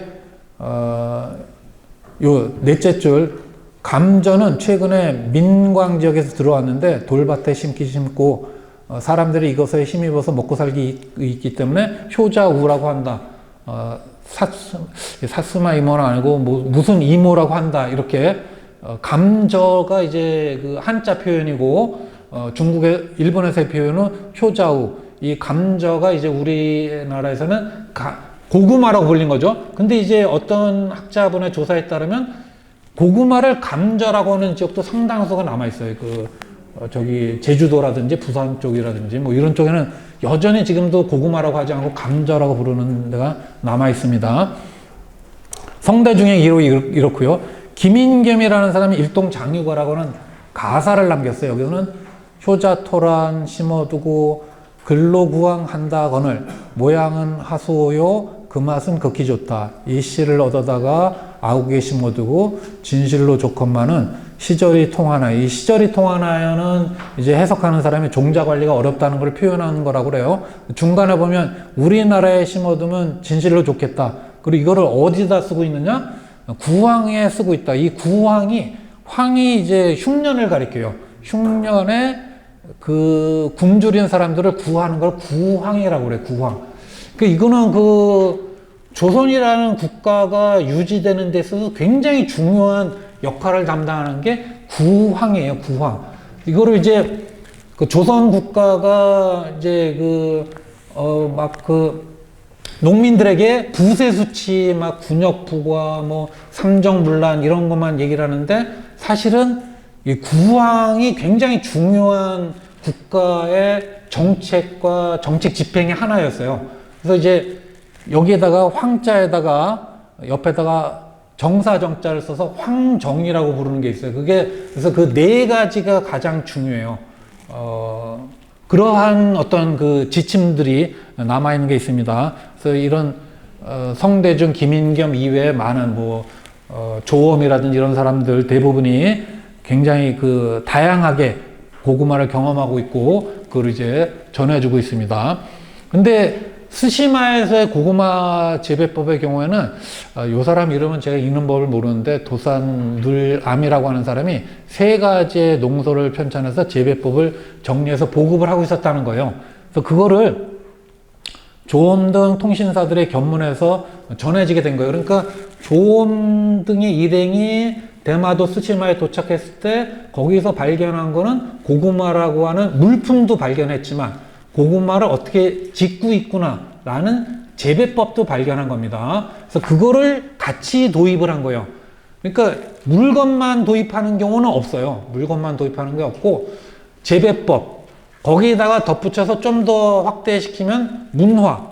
예를 들어서 이제 벼 같은 경우에도 벼라고 하는 작물이 도입이 되면 벼를 재배하는 기술도 도입이 되고 벼를 재배하는 데 뒤따르는 여러 가지 문화들, 파종할 때 뭘 어떻게 해야 되고 중간에 어떤 김매기를 어떻게 해야 되고 물 관리는 어떻게 해야 되고 그러려면 공동 작업은 어떻게 해야 되고 수확을 한다면 어떻게 해야 되고 종자 관리는 어떻게 이런 등등이 이제 한 뭉태기로 들어오게 되는 거죠. 한 뭉태기로.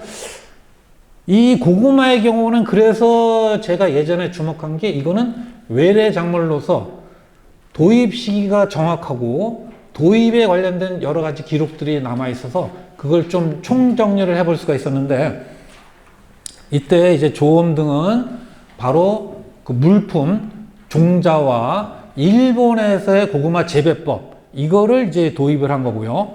거기에 대해서 이제 강필리라고 하는 사람은 조선적인 재배법을 만들어 보자. 그래서 이게 요거 이제 감저 보호라고 하는 데서 쓴 건데, 작게 경외 소종처 불선 장치 잘 보관하지 못해서 거치 부상 대게가 썩어버렸다. 그래서 이거를 우리가 잘 지으려면 고황사지, 햇볕이 드는 모래 땅에다가, 단단한 토질이 아니라 모래흙이고 그늘진 땅에 햇볕 드는 땅에다가 재배해야 되겠다. 그러니까 그 조엄과 그 일행들이 견문했던 일본에서의 재배법을 조선적인 재배법으로 개발하고 발전시켜 나가려고 하는 노력들을 강필리가 하고 있는 거죠. 강필리가. 그 뒤에 다른 사람들도 계속해서 하고 있는데, 계속해서 문제가 되는 게 종자 관리가 가장 문제였어요. 고구마 도입기에 나타난 재배 실패는 대부분 종자 관리에 비롯된 것인데, 그래서 이 종자 관리를 어떻게 해야 되느냐라는 난제를 점차 해결해 나가고요. 그 와중에 이제 일본 사람들은 가을마다 많이 실어와서 판매하고 있다. 다수제래, 외인, 매추, 다수제래, 발매어, 아구. 우리나라에서 파는 것을 펴고 있다. 그러니까 그냥 팔고 있다죠. 스시마에서 생산된 거를 동네부를 통해서 판매하고 있고, 그래서 그 조엄이 보낸 고구마가, 이것도 이제 약간의 원조 논쟁이 있는데, 가장 유력한 거는 그 저령도, 지금의 영도죠. 영도에서 처음으로 시험 재배를 했을 것이다 라고 이제 주장을 하고 있습니다. 저는 이제 아직 확답을 못 했는데, 몇 년 전에 이제 그 동래구겠죠?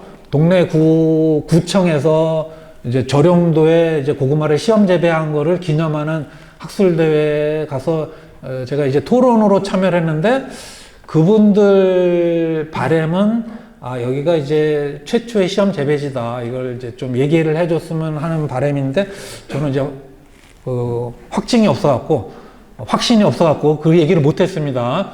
그냥 사석에서만 거의 틀림없다 그렇게만 말씀드렸는데, 좀 아쉬워하더라고요. 그 확신 있는 대답을 바랬을 텐데, 좀 이 학자적 양심과 어떤 사회적인 그리고 이제 행정적인 요구를 좀 이렇게 절충을 못하는 경우가 많죠. 예, 그래서 동래부사도 나오고 뭐 보냈으니까 동래부가 거의 맞을 것 같긴 합니다. 이제 좀 더 확실한 확증이 필요하겠죠. 요거는 이제 아까 이제 구황 작물로서 주목을 했다고 하는데, 그거에 대해서 좀 짧게 배경 설명을 좀 해보겠습니다. 흉년은 여러 가지 자연재해 속에서 발생을 하죠. 가뭄이 들면 기후제도 해야 되고, 홍수가 들면 기청자라고 해서 말기를 바라는 성천, 포락 등의 피해가 있으면 조정해서 구황 정책을 펼쳐야 됩니다. 이거는 늘상 벌어지는 거예요. 농민들에게 식량과 종자를 대여해주기도 하고 나눠주기도 해요. 빌려주기도 하고 그냥 주기도 합니다. 무상으로 주기도 하고 유상으로 주기도 하고, 부세도 감면해주고, 지금 그 홍수 났을 때랑 비슷해요. 무상구제. 그 중에 하나가 이 황정이고 구황설 편찬 보급하는 건데요. 구황설 편찬 보급. 그 부분을 조금만 설명을 드리겠습니다. 구황방해 보급과 구황설 편찬. 여기에 이제 구황방이라고 한 건 뭐냐면, 사람들이 사는 주변 지역에서 획득할 수 있는 식물들을 활용을 해서 굶주림에 벗어나는 방법을 구황방이라고 그래요. 세종대에 이미 구황벽곡방이라고 하는 책을 만들었습니다. 세종은 안 한 일이 없는 굉장히 유능한 임금님이고, 특히 이제 앞으로 한 몇십 년 동안은 세종과 관련된 많은 행사들이 기획이 되고 있습니다. 왜 그러냐면, 세종이 1419년에 즉위했는데 지금으로부터 604년 전이에요. 604년 전. 그래서 세종이 만약에 1423년에 무슨 일을 했으면 올해가 600주년이에요. 600주년이면 60갑자가 10회 이렇게 한 바퀴 10번 돈 거잖아요. 그래서 저는 이제 농사를 전공하니까 세종 때 만들어진 농서 다 기억하시죠? 농사직설이 1429년에 편찬이 됐습니다. 앞으로 6년이 지나면 농사직설 편찬 600주년이에요. 그럼 뭔가 행사를 하나 해야 되겠죠. 농촌진흥청에서 하든지 뭐 어디서 하든지 아니면 뭐 농업박물관에서 하든지 농사직설은 굉장히 그 의미심장한 책이에요. 제가 이제 석사 때부터 지금까지 뭐 좀 약간 과장해서 얘기하면 수십 번, 뭐 적어도 한 10여 번을 읽었는데 최근에 와서 농사직설을 읽으면서 발견을 한 게 있습니다. 그래서 잠깐만 소개를 하면 농사직설은 그 고들직자가 들어갔잖아요. 그래서 이거는 아주 간략하게 단촐하게 쓴 책이에요. 근데 뭘 단촐하게 했는지에 대해서는 잘 몰랐어요. 이 경작법을 그냥 간략하게 적었구나. 이렇게 생각을 했는데 최근에 어떤 걸 제가 알게 됐냐면 조선 초기는 고려로부터 이어지는 여러 가지 사상적인 기운들이 여전히 남아있던 시기입니다. 고려를 설명하는 여러 가지 사상적 기류 중에 하나가 이른바 풍수설, 도참설, 주술, 뭐 술수학 이런 거예요. 술수학. 어떤 숫자라든지 뭐 기도라든지 뭐 기륭일 따지는 거 있잖아요. 이사 가기 좋은 날, 이사 가면 안 되는 날 그런 거 따지는 거 기륭일, 도참, 술수, 뭐 풍수설 이런 게 영향을 끼치던 시기입니다. 그거를 태종대에 한 단계 걸렀어요. 그래서 전국에 도참에 관련된 책들을 전부 다 모아갖고 불질러 버렸습니다. 그래서 지금 도참에 관련된 게 많이 남아있는 게 없습니다. 위서들도 많고 거기에서 한 단계 벗어나서 이제 세종대 가게 되면 이 농사 짓는 데 있어서 기륭과 관련된 거를 다 빼내버린 거예요. 농사직설에다가 기륭일 그 파종하기 좋은 날, 뭐 수확하기 좋은 날 이런 게 하나도 없어요. 농사직설에는. 그거를 10여 년 전에는 몰랐어요. 근데 최근에 보니까 이래서 이거를 직설이라고 했구나. 17세기 가게 되니까 농서에다가 다시 파종하기 좋은 날, 수확하기 좋은 날 기륭일이 다시 들어가요. 이때는 이제 정보를 이제 좀 집대성을 하는 거죠. 근데 세종대에는 그 정보를 순수하게 만든 거죠. 어떤 그 정선에서 집약적으로 그런 차이를 볼 수 있는데 그 세종대 만든 책 구황 벽곡방 이름도 의미심장합니다. 굶주림을 구제 줄 뿐만 아니라 벽곡 곡물을 먹지 않아도 되는 어떤 비방이에요. 곡물을 먹지 않아도 되는 비방. 근데 이거는 불행하게도 현재 전해지지 않고 있고 1554년에 구황철효가 만들어지는데 여기에 상당 부분이 계승됐을 거로 전해집니다. 1554년에 구황철효가 편찬이 되는데 이 책은 언해가 첨부되어 있어요. 언해가 농사직설은 언해가 없습니다. 그래서 이제 그 예전부터 농사직설에 대해서 이거는 농민들에게 선진적인 농법을 가르치기 위해서 편찬된 책이다라고 했는데 그게 이제 저는 아니다라고 생각을 해요. 그랬으면 언해를 붙여야죠. 한글로. 나중에라도. 근데 그 농사직설은 그러니까 농민들이 아니라 관리들을 위한 책이었던 거예요. 나중에 기회가 되면 설명할 기회가 있을 텐데요. 그래서 이거를 민간에 전파를 해야 되고 잘 모르면 이제 죄를 묻겠다. 불시에 이제 찾아가서 구황철효의 내용에 대해서 누군가에게 질문했는데 대답을 못하면 그 책임자를 처벌하겠다. 이런 내용들도 담겨져 있습니다. 그래서 구황철효라고 해서 현재 전해지는 거고요. 여기 이제 언해된 걸 보면 송엽, 솔잎이죠, 솔잎. 솔잎과 그다음에 요 두 번째 나오는 유피, 솔잎과 유피. 유피는 느릅나무 껍질이에요. 그래서 지금도 시골 장터에 가면, 장시에 가면 이렇게 묶여가지고 나와 있는 걸 늘 볼 수 있습니다. 이 유피가 어떤 그 뱃속을 편안하게 해주는 그런 효험이 있다고 그러고, 송엽도 마찬가지고요. 이런 거를 살펴볼 수 있습니다.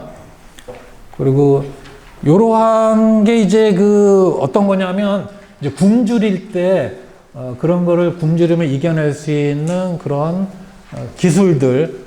송시열이 이런 말을 해요. 1660년에 신속이라는 사람이 구황철효를 이제 보충해서 책을 만드는데 거기다 서문을 붙여갖고 식물을 나누어주는 건 한도가 있지만 사람을 지혜롭게 하는 건 끝도 없고 풍족하게 할 수 있다. 그래서 이 책을 모든 사람들이 간행해서 천하의 혜택이 될 것이다. 이렇게 이제 유학자가 얘기했어요. 근데 이 말은 절반 정도만 맞는 말이에요. 왜 절반 정도만 맞는 말이냐 하면 이 구황차료와 신간 구황차료에 들어가 있는 구황방들은 송시열이 만들어낸 것도 아니고 신속이 만들어낸 것도 아니에요. 다 농민들이 실제 쓰고 있던 거를 모아놓은 겁니다. 그러니까 농민들이 실제 쓰고 있던 걸 모아서 책을 펴내면서 이 책의 의미를 이렇게 부여하고 있는데 그 기술의 그 방도의 그 비방의 원천은 다 일반 민들에게 있는 거죠.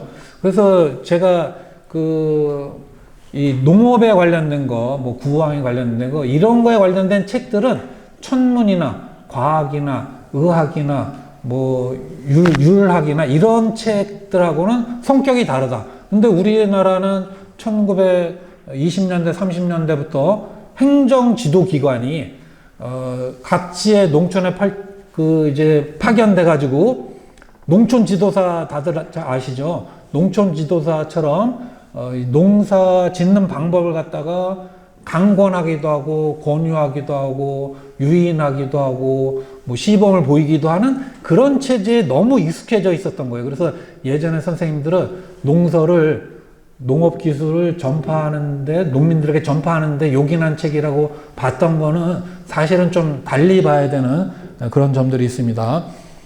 이 농서에서도 구황방이라고 하는 걸 이렇게 소개하고 있고, 근데 구황의 절대적인 조건은 구황 식물이나 작물을 충분히 확보하는 거였어. 그런 점에서 이제 구황 식물들을 1940년대, 50년대 조사해 보니까 850가지가 되고 그 중에 304가지가 된다는 거예요. 아마 이제 그 마을 주변이나 어떤 그 지역마다 구황 작물이라고 하는 것들이 또 따로 먹을 수 있는 식물들이 따로 정해져 있었겠죠. 요거는 이제 구황에 관련된 거는 좀 생략을 하고, 이제 구황 식품들은 잎을 먹기도 하고 줄기를 먹기도 하고 뿌리를 먹기도 하고 꽃을 먹기도 하고 열매를 먹고 뭐 곤충 뭐 이런 여러 가지 등등을 먹는 것들이 다 있습니다. 이것도 이제 조선 시대에도 정리를 했는데 그 정리한 사람이 여기 장류 요거는 넘어가 있습니다. 상실 도토리죠. 예, 아주 원시 시대부터 이용했던 거니까. 소나무도 넘어가고, 소나무와 유피는 늘 붙어 다녀요. 붙어 다녀서 실제 이렇게 솔잎가루 새우에다가 쌀가루 느릅나무 껍질 즙으로 해갖고 이거 죽을 만들어서 먹어본 사람도 있어요. 저는 먹어보지는 않았습니다. 굉장히 쓴 맛이 난다고 그래요. 몸에 좋은지는 아직 확인을 못 해봤습니다. 근데 제가 중간에 건너뛰었는데 소나무 잎을 먹으면 벽곡에 효과가 있다고 그래요. 곡물을 끊어버려가지고, 곡물을 끊어버리면 어떻게 돼요? 우화 등선을 하는 거죠. 신선이 되는 방법 중에 하나라고 봅니다. 그런 거가 있는데 이것도 넘어뛰고 요 사람은 설명하겠습니다. 서유구가 그 정약용하고 대비가 되는 그 중요한 인물이에요. 정약용의 가장 중요한 책이 경세유표 목민심서잖아요. 경세유표에서의 경세가 나라를, 세상을 다스린다는 얘기예요. 나라를 경영하고 세상을 경영하고, 사실은 그래서 경제학이라고 하는 것이 원래는 경세학이 되어야지 맞는 학문 분야예요. 그래서 세상을 다스리고 나라를 경영하는데 필요로 하는 어떤 그 정책들을 정리해서 올린 게 경세유표라는 책이고, 목민심서는 지방관이 해야 될 여러 가지 그 어떤 가르침, 그걸 정리한 게 목민심서예요. 근데 서유고는 임원경제지라는 책을 썼죠. 요 뒤에 나와 있는데 임원경제지라는 책을 썼죠. 이 임원은 향촌을 얘기해요. 지방을 얘기해요.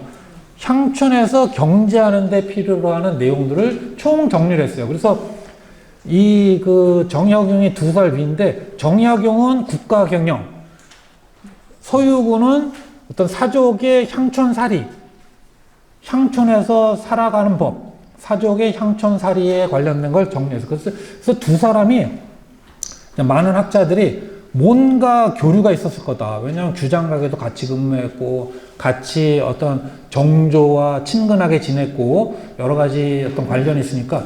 근데 그 교류했던 흔적이 보이질 않아요. 편지 왕래라든지, 뭐 시를 왕래했다라든지, 집을 찾아갔다라든지, 이런 게 좀 보이지 않는 굉장히 특이한 케이스인데, 이 소유구가, 임원 경제지를 지은 것 뿐만 아니라, 종저보라고 하는 고구마 재배법을 정리한 책을 펴냈어요. 이 종저보라고 하는 책은 그래서 여기 중간에 보면 어떤 그 일반적인 그 다른 책에서 인용한 부분이 있고 안이라고 그래서 자기의 입장을 정리한 글을 포함을 시켜요. 이게 그 조선 후기에 그 어떤 정리가 되는 책을 편찬하는 방법이에요. 앞부분은 인용, 요 안 이하는 자기의 주장, 주석에 해당되는 거죠. 또는 그 지금 책에서의 본문에 해당되는 거죠. 요렇게 이제 정리를 했는데, 이 책이 그 여기 중간에 보면 서현호 감조서라고 하는 게 있어요. 서현호가 누구냐면은 그 농정정서를 지은 그 분이에요. 그리고 이쪽에 보면 군방보도 이것도 이제 중국 책이에요. 요쪽은 이제 중국 사람이고, 이 사람도. 그래서 중국의 어떤 그 고구마에 관련된 재배법, 그리고 아까 소개했던 조엄을 통해서 들어왔던 일본의 재배법, 그리고 강필리, 강필교, 그리고 서경창 이런 사람들이 만들어낸 조선의 재배법, 그런 걸 집대성한 게 이 소유구가 쓴 종조보라는 책이다. 그래서 여기에 아동, 뭐 전종, 시우, 영종, 의류년, 영종이라고 하는 건 영조죠, 영조. 근데 이제 영종이 영조가 된 거는 고종대에 가서 바꾼 겁니다. 고종이 이제 황제가 됐잖아요. 그러니까 자기의 선조들의 어떤 그 휘호를 갖다가 존호를 갖다 높여요. 그래서 다 종을 이제 조로 바꾸는 거죠. 정조도 마찬가지고. 여기에서 보면 이제 종조보에서 그 고구마의 재배법을 총정리하는 그런 그 작업을 완성을 했다. 근데 이 사람의 주장의 마지막 부분만 설명하고 마무리하겠습니다. 이 사람은 둔전이라고 하는 걸 만들자고 주장을 하는데, 그게 바로 뭐냐면 선진적인 농법을 만들어서 중앙에다 시범농장을 설치하고 그거를 이제 지방에다가도 확대시켜 나가서 선진농법의 개발과 전파를 이 둔전이라고 하는 곳을 통해서 실행을 하자. 그래서 여기 이 주장이 의상경계책이라고 하는데 실려져 있는데, 의상경계책은 의자는 그 시도라는 의미예요. 시도. 경계에 관련된 책문을 올리려고 시도했다는 얘기예요. 올리지 못했다는 얘기입니다. 그냥 자기의 그 내적인 어떤 그 연구의 결과물들만 남겨놓은 거예요. 거기에 이 농서를 시험해서 그 결과를 널리 보급하고자 하는 조선적인 농사, 요 위에 적어놨네. 조선 농사 시험장을 구상을 했어요. 서유구가. 그리고 비슷한 얘기를 뭐 박지원도 하고 또 다른 사람, 몇 사람들도 한 게 있는데, 이게 이제 나중에 19세기 중반이 되면, 어떤 그 권원 모범장이라든지 이런 걸로 이제 이어지게 되는 거죠. 그래서 요 부분을 마지막으로 설명을 드리면, 조엄에 의해서 일본의 재배법도 소개가 되고 고구마라고 하는 작물도 들어오게 되고, 강필리, 강필교, 서경창 이런 사람들을 거치면서 조선의 개발법이 정리가 되고, 19세기 중반에 서유구는 일본, 중국의 재배법을 참고하고 조선의 풍토에 적합한 그런 재배법을 종합을 해서 만들어낸 거라고 하기는 좀 어렵습니다. 종합했다고 해서 집대성을 해서 파종식이나 종자보관법, 식용법 등을 정리해갖고 재배법을 정립을 했다. 그래서 이때 가게 되면 이제 외래 작물은 토착화된 거고 조선의 고구마가 됐다. 그래서 앞에 담배의 경우도 마찬가지고 고구마의 경우도 이런 과정을 거치면서 이제 우리나라의 어떤 경제생활, 문화생활, 의식주, 여기 이제 뿌리를 내리게 됐다.